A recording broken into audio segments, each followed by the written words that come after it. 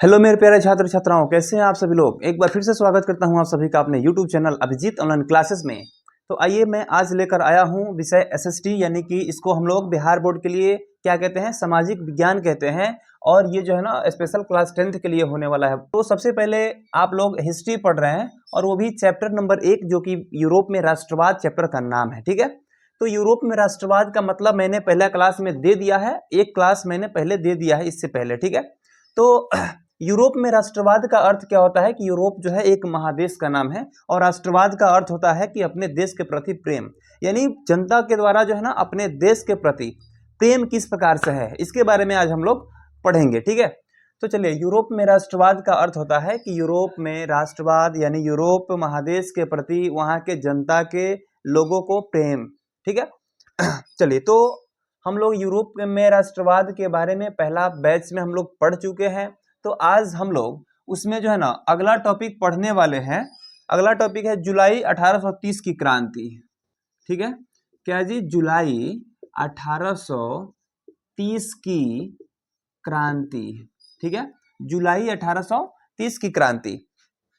तो प्यारे बच्चों, आखिर जुलाई 1830 की क्रांति क्यों हुई थी। क्रांति का मतलब होता है विद्रोह, कोई ना कोई क्रांति, चाहे जनता एक क्रांति उत्पन्न कर दिया हो राजा के विरुद्ध, या फिर राजा एक क्रांति उत्पन्न कर दिया हो जनता के विरुद्ध।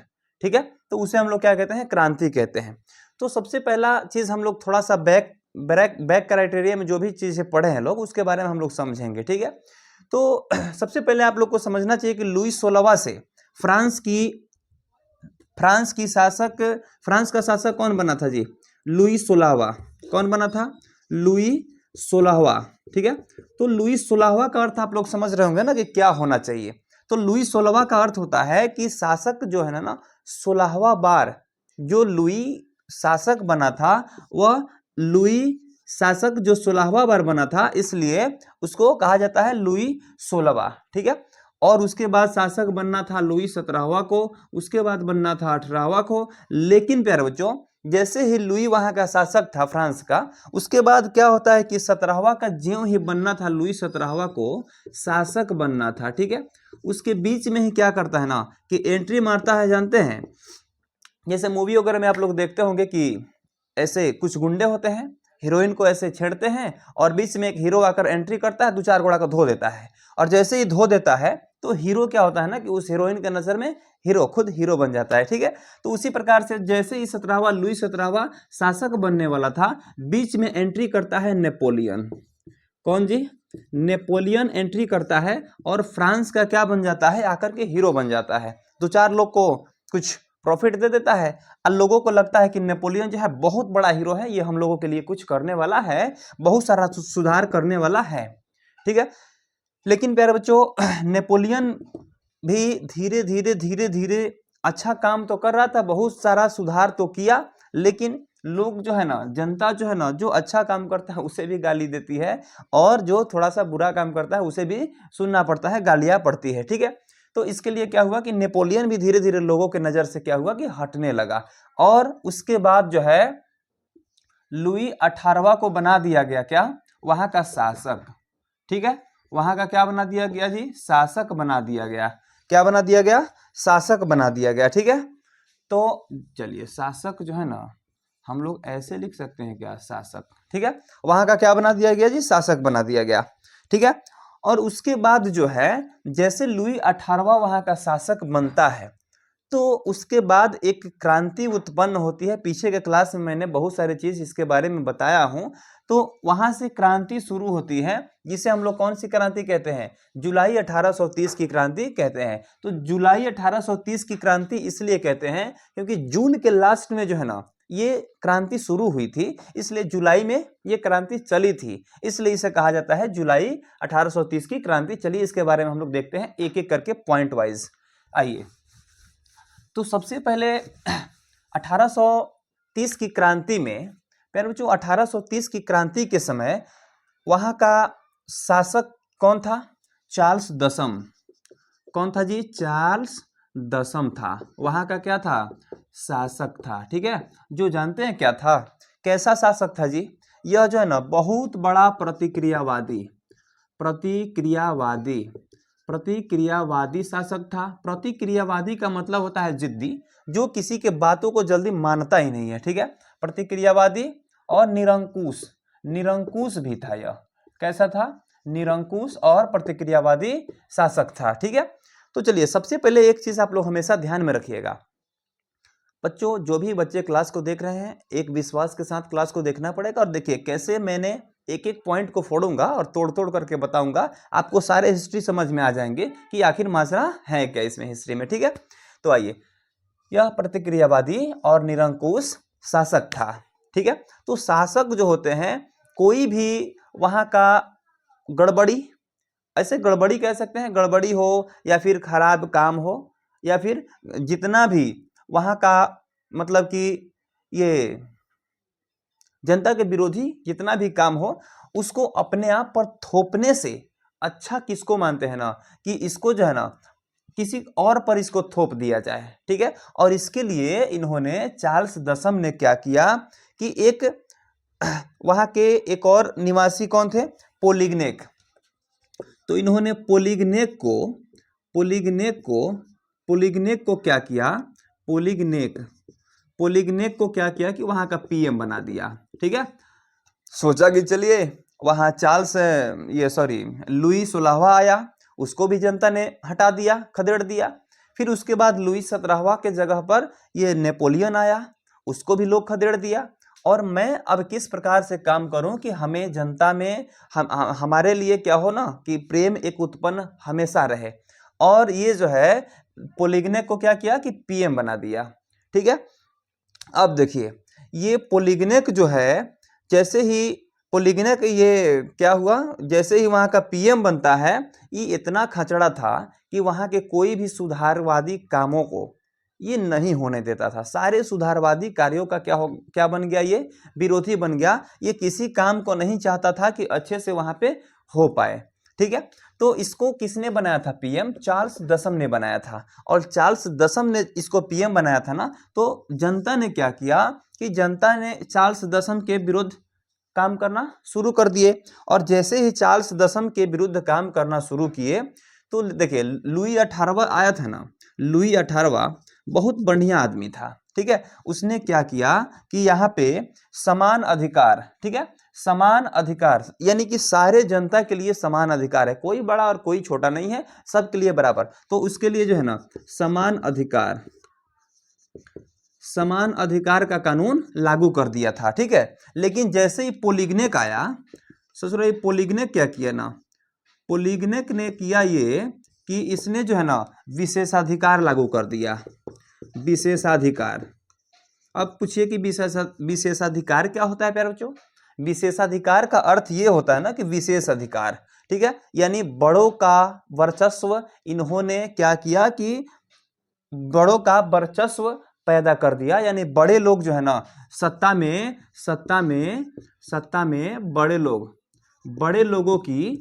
लोगों की बोलबाला चलने लगी, ठीक है ना। बड़े लोगों की बोलबाला चलने लगी, यानी कि जितने भी सामान्य वर्ग के लोग थे ना, उनका सबका सब अस्तित्व ही खत्म हो गया। इसलिए यहाँ पे बड़े लोगों का सत्ता में क्या हो गया? वर्चस्व हो गया, ठीक है।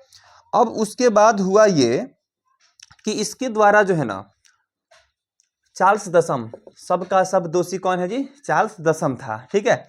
अब जो है लोगों के द्वारा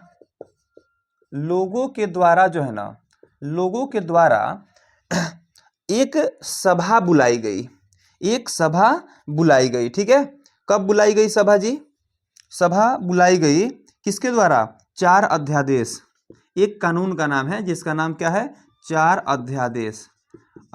इसमें सभा बुलाने का आदेश मिलता है। 4 अध्यादेश में एक सभा, बहुत बड़ी सभा बुलाई गई। और उसमें क्या हुआ?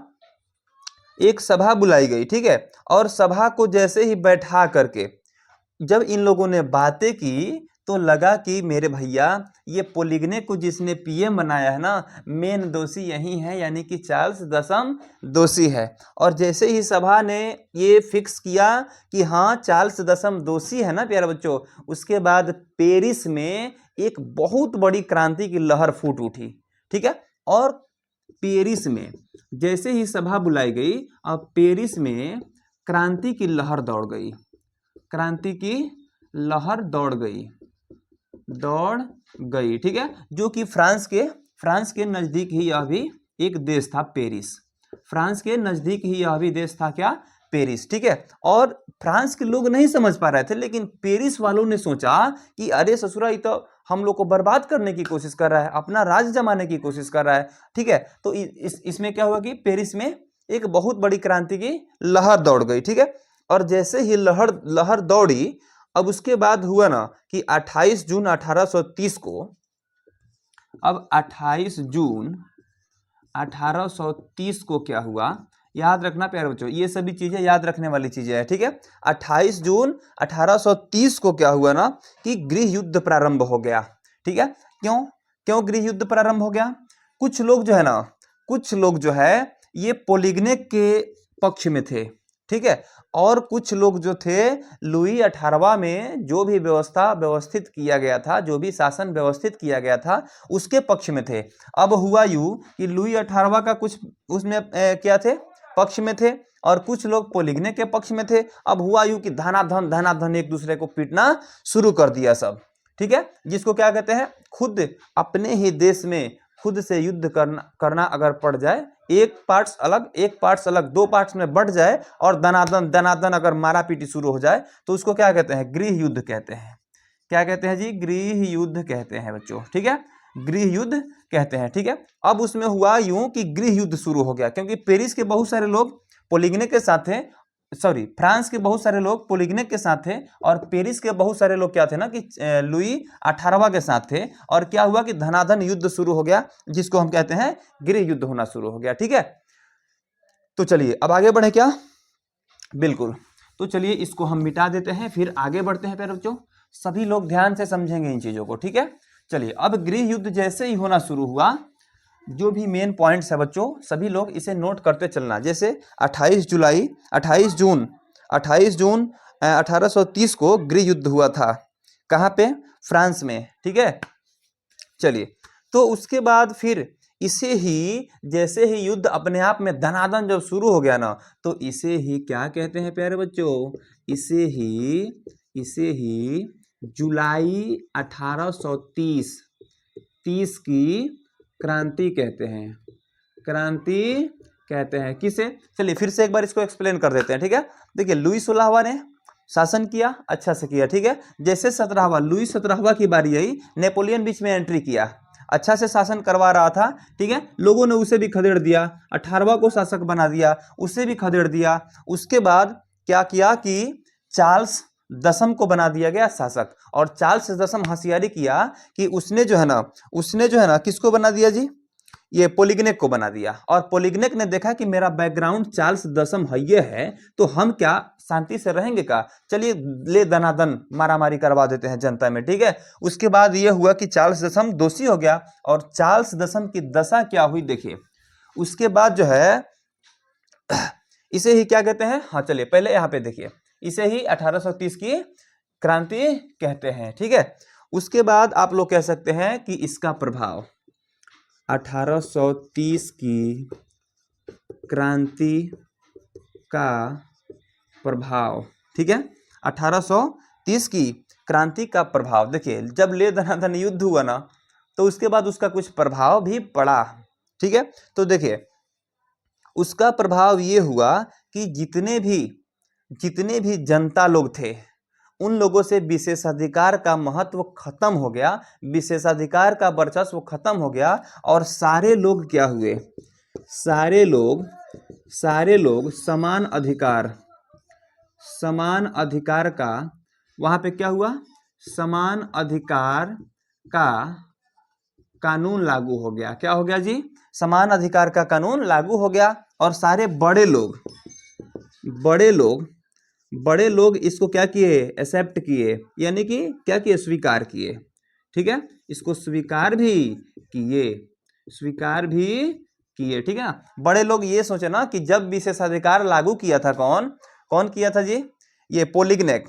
तो विशेषाधिकार जब लागू किया पोलिगनेक, तो जनता ने क्रांति कर दिया। तो अब हम लोग जो है ना, हमें संभाल करके रहना पड़ेगा, हमें बड़ों का दर्जा देख करके समझ करके विशेष नहीं रखा जाएगा, ठीक है। उसको जो है ना समान अधिकार का दर्जा दे दिया गया सभी लोगों को, ठीक है। इसका विशेष अधिकार यही हुआ। और देश के सत्ता से जो है ना अमीरों को हटा दिया गया। अमीरों को हटाया नहीं गया, अमीरों का वर्चस्व खत्म हो गया। हम ये कह सकते हैं ना कि अमीरों का वर्चस्व खत्म हो गया, ठीक है। अमीरों का वर्चस्व खत्म हो गया, ये जनता लोग अपने अधिकार के प्रति जागरूक हो गए, ठीक है। चलिए तो आगे फिर बढ़ जाए क्या, आगे बढ़े ना, चलिए बिल्कुल। तो यहां से आप लोग देख सकते हैं कि जुलाई 1830 की क्रांति, यानी जुलाई 1830 की क्रांति और उसके प्रभाव को हम लोग पढ़ लिए, ठीक है। चलिए अब आगे हम लोग देखते हैं, आगे देखेंगे बच्चों। और एक चीज जानते हैं, ये फ्रांस में ना हुआ था, फ्रांस में हुआ था, पेरिस में हुआ था, लेकिन प्यारे बच्चों इस युद्ध का प्रभाव जो है पूरे यूरोप पर पड़ा था, पूरे यूरोप पर इसका प्रभाव पड़ा था, इसका प्रभाव पड़ा था, ठीक है। तो ऐसे आप लोग इसे समझ लेना, ठीक है। चलिए, इसका प्रभाव पूरे यूरोप पर पड़ा था, ठीक है। और पूरे यूरोप में हम ये भी कह सकते हैं कि पूरे यूरोप में राष्ट्रीयता की भावना जगी। क्या? राष्ट्रीयता की भावना जगी, राष्ट्रीयता की भावना जगी, ठीक है।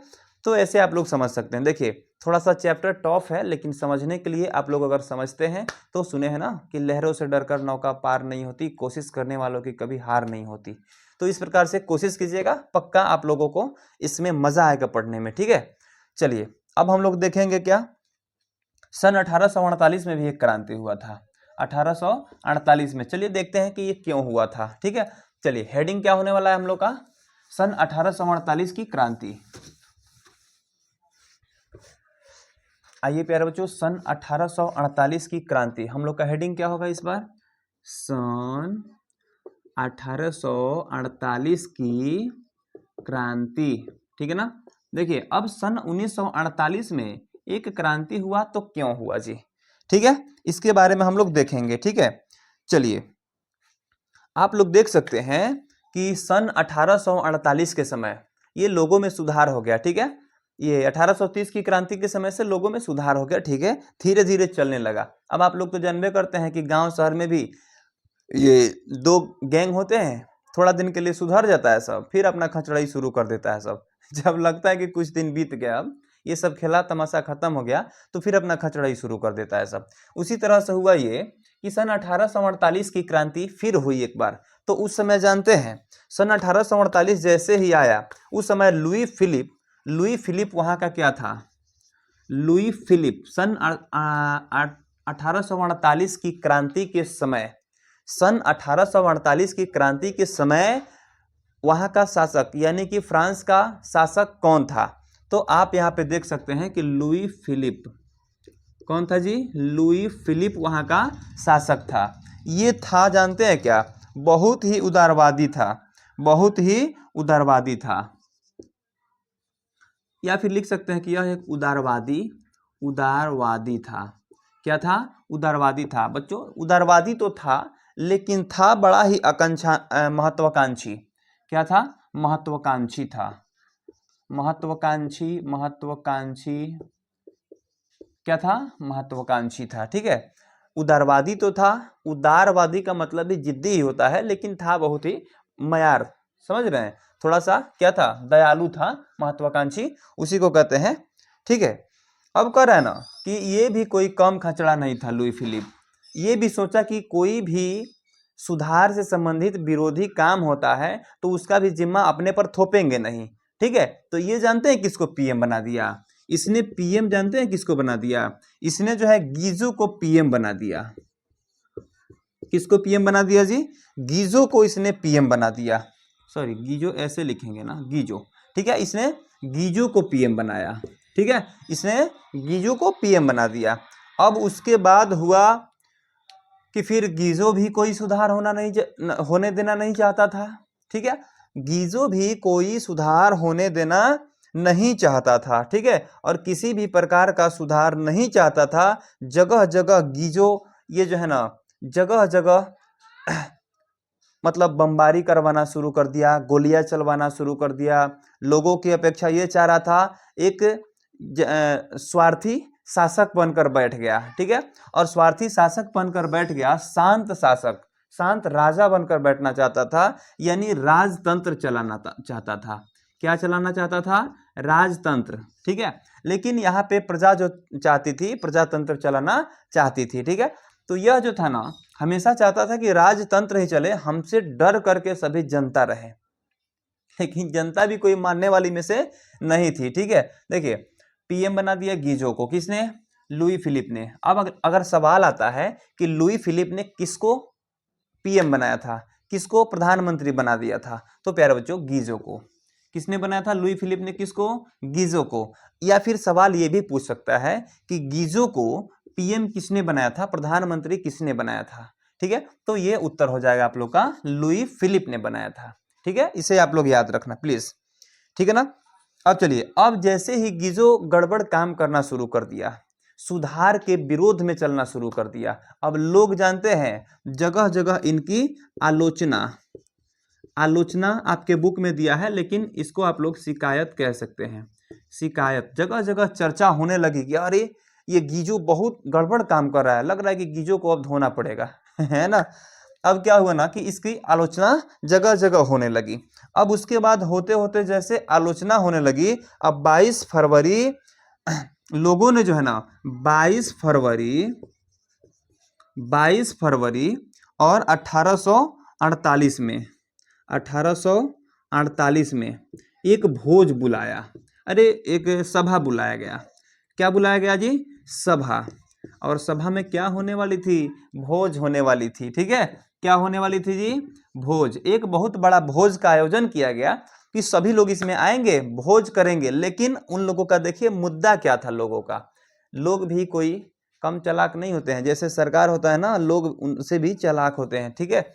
तो देखिए, जैसे ही भोज बुलाया गया, उसी में क्या किया गया ना कि लुई फिलिप को गद्दी छोड़ने पर मजबूर कर दिया गया लोग, ठीक है। लुई फिलिप को सब लोग एकजुट होकर के बोले कि भोज बुलाया जाएगा। तो जानते हैं लोग यहाँ के सब भोज खाने के लिए अधिक उत्तेजित रहते हैं कि भोज हम लोग को खाने के लिए मिलेगा, ठीक है। और जैसे ही भोज में ये लोग गए, अब लगे ये लोग बोलने कि लुई फिलिप को गद्दी छोड़ना पड़ेगा। वो नहीं होता है कि बहुत सारे लोग ये क्रांति कर देते हैं, गद्दी छोड़ो ऐसे ना। तो उस समय लुई फिलिप को बोला गया कि आप गद्दी छोड़ दीजिए प्लीज, ठीक है। लोगों के द्वारा बोला गया कि लुई, तो पीछे जो खड़े होते हैं कुछ लोग बोलते हैं गद्दी छोड़ो, है ना। तो इस प्रकार से, तो उसके बाद लुई फिलिप को गद्दी छोड़ने पर मजबूर कर दिया गया। जैसे मजबूर किया गया, अब उसने क्या किया कि गद्दी छोड़कर जानते हैं कहां भाग गया? अक्सर जितना भी निरंकुश शासक होते हैं, उदारवादी शासक होते हैं, प्रतिक्रियावादी शासक होते हैं, जब लोगों द्वारा उनको मजबूर किया जाता है ना गद्दी छोड़ने के लिए, या फिर गुलामी से लोग बोलते हैं ना कि हमें आजाद करो, तुम कहीं चले जाओ, तो अक्सर ये लोग भागता है इंग्लैंड। कहाँ चले गए जी? इंग्लैंड चले गए। कौन? Louis Philippe. कहाँ चले गए? इंग्लैंड चले गए, ठीक है। लुई फिलिप गद्दी छोड़कर कहाँ भागे थे?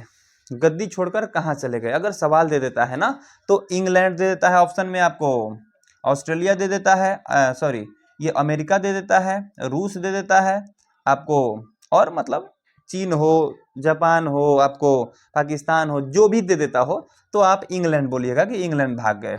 अक्सर तो अगर ऑप्शन में इंग्लैंड रहता है, किसी को भागने की अगर बात हो ना, तो इंग्लैंड ऑप्शन में लगा दीजिएगा, लोग हो जाएगा, ठीक है। चलिए, तो ये गद्दी छोड़कर कहाँ भाग गया जी? इंग्लैंड। कब भागा? 24 फरवरी को। 24 फरवरी को कब भागा जी?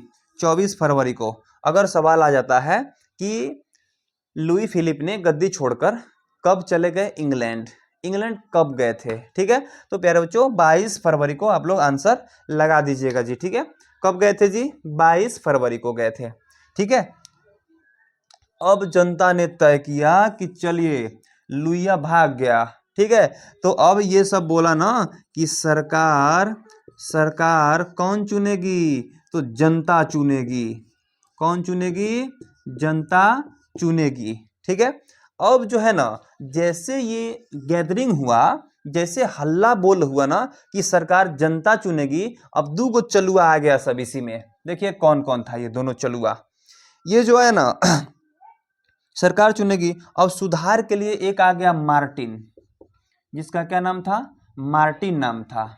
देखिए बड़ी चालाक बन के आया था सब। मार्टिन आया, और उसके बाद एक और आया था लुई ब्ला।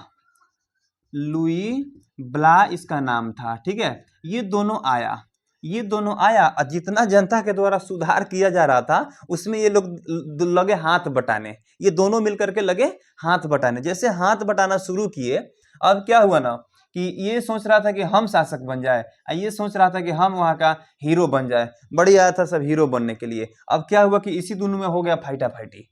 ठीक है। ये दोनों अपने में क्या किया कि मारा मारी पटका पटकी कर लिया सब। अब जैसे ही इन दोनों में मारा मारी हो गया, ये दोनों कोई शासक नहीं बनेगा, कैंसिल। तो देखिए जब ये गद्दी छोड़कर कौन, लुई फिलिप इंग्लैंड चले गए, तो सुधार के लिए आगे कौन कौन आए थे? सुधार के लिए आगे कौन कौन कदम बढ़ाए थे प्यारे बच्चों? तो मार्टिन और लुई ब्ला। यहां इनका नाम लिख देते हैं, याद रखना, आप लोग नोट कर लेना। मार्टिन, मार्टिन और लुई ब्ला, आधा ब लाओ ऐसे लिखेंगे। ठीक है ना। मार्टिन और लुई ब्ला आगे आया था सब, लेकिन दोनों को कैंसिल कर दिया गया। इसमें किसी को शासक नहीं बनाया गया। ठीक है। तो अब शासक किसको बनाया गया प्यारे बच्चों? अब शासक किसको बनाया गया? दोनों में मतभेद हो गया। हम कह सकते हैं दोनों में क्या हुआ था? मतभेद हुआ था। मतभेद हुआ, दोनों का मत नहीं मिल रहा था, अलग अलग मत था। ठीक है। अब उसके बाद शासक किसको बनाया गया? उसके बाद जो है ना लुई नेपोलियन को शासक बना दिया गया। वहां का राजा, यहां से नोट करना बच्चों, वहां का राजा लुई नेपोलियन बना। कौन बना? Louis Napoleon. जो ससुरा दोनों, जो दोनों में कौन नहीं बनेगा शासक। ठीक है। वही वाली कहानी है कि आप लोग सुने होंगे कि 2 बिल्ली थी, रोटी लेकर गई आधा आधा हिस्सा लगाने के लिए, और एक बंदर के पास चली गई। इधर अधिक हो रहा था, बंदर इसमें से तोड़ के खा रहा था। इधर अधिक हो रहा था, बंदर इसमें से तोड़ के खा रहा था। दोनों तरफ से तोड़ के खाते खाते खत्म कर दिया। वहीं दोनों बिल्ली का काम किए थे ये मार्टिन और लुई, और आकर के लुई नेपोलियन बन गया यहाँ का राजा। ठीक है।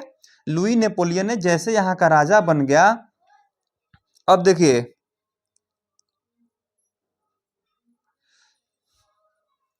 अच्छा यहाँ का राजा बना 24 फरवरी को।